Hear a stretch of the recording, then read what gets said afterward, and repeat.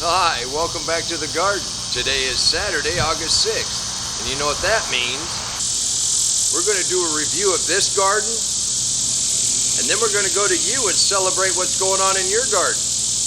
If you're new to this channel, you're in for a real treat. Saturdays are dedicated to you and what's going on in your garden. Recently, I've received several compliments that I'm a happy gardener. You know, and I've really been thinking about it. When I was a kid, I really hated being out in the garden.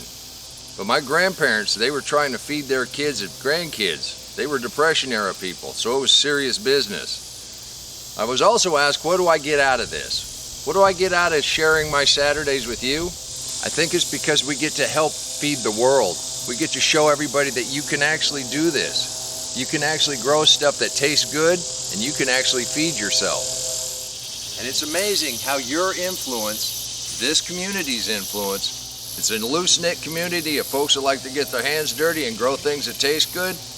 You'd be surprised just how many people you've inspired to start growing stuff for the first time. And with that, how can you not be a happy gardener? It also doesn't hurt when you can dig a 9-pound sweet potato out of mulch that you just put down because you got tired of weeding.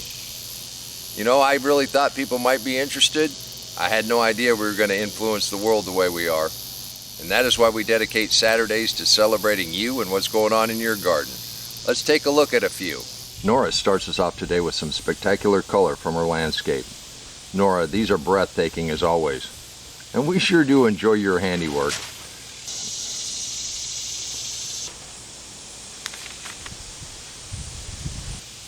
Thank you for the sheer beauty of a flower.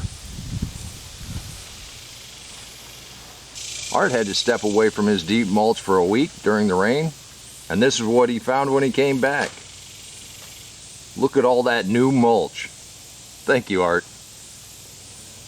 Since Mike and Linda asked the deer nicely to dine elsewhere by installing an electric fence, the rebound of their deep mulch garden is incredible.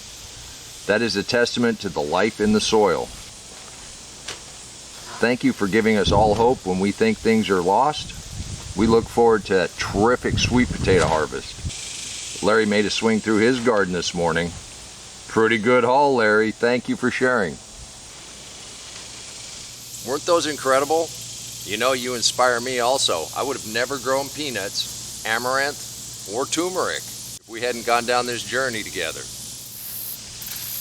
Please subscribe and hit the like button. It helps the algorithm tell YouTube that you really like these episodes. Also, leave a comment down below and let everybody know just exactly how much you appreciate what they're doing in their gardens. I did have communications with a bunch of people out of this community that said their summer gardens were winding down, and they really didn't have anything they thought we'd like to see out of their garden. But this just brings up a point of the fall garden right here. And yesterday when we were out picking and playing, I noticed we had corn up already. And this morning, you can really see the corn coming up. That shows you just how fast everything germinates for your fall garden if you start it now in this warm weather. The soil temperature is warm enough that everything comes up pretty fast. It gets a nice head start. Let's go ahead and celebrate some more of our friends and neighbors. Leon is back in the garden. He's taking my tomato pruning technique to the next level on his figs. You know, we're growing fruit, not leaves. It seems to be working. Leon said the next in line will be his grapes. Let's welcome Stephen to this community. He is a new gardener, and he started in containers. Next year, he said he will be planting straight into the ground. Looking good, Stephen, and welcome. Walter bucketed up some of the volunteer tomatoes, string trellised them to his pergola. You gotta love volunteers. His peppers are doing terrific also.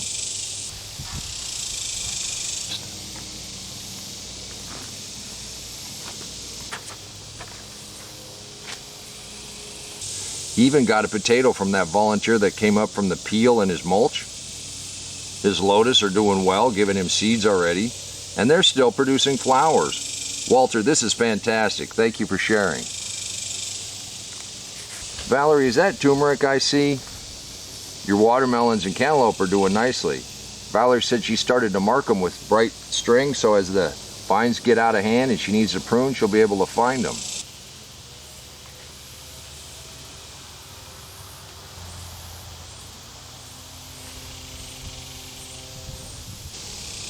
Great idea. Thank you for the continued inspiration and ideas. Your garden is simply blessed. telling you, the hard work of our friends and neighbors is something to be celebrated. I guarantee you, all other gardeners would love to see what you're doing in your garden. This is where we gain some inspiration, this is where we gain some ideas, and definitely motivation. But just email me at whalensmalley5@gmail.com. The address is in the description box below. Now that's a watermelon. You can do this too. The deep mulch is pretty simple. I started off just simply because I didn't want to weed anymore. Then I found out about the life in the soil. It does most of the work for you. You have to haul a little mulch now and again. Got to put a little water on in the dead heat of the summer. But that's about it. The hardest work you're going to do out here in a deep mulch garden is harvesting, and that ain't so bad. I want to thank you for stopping by on this Saturday and celebrating our friends and neighbors. And until next time, remember, take care of yourself, take care of your family, and God bless you.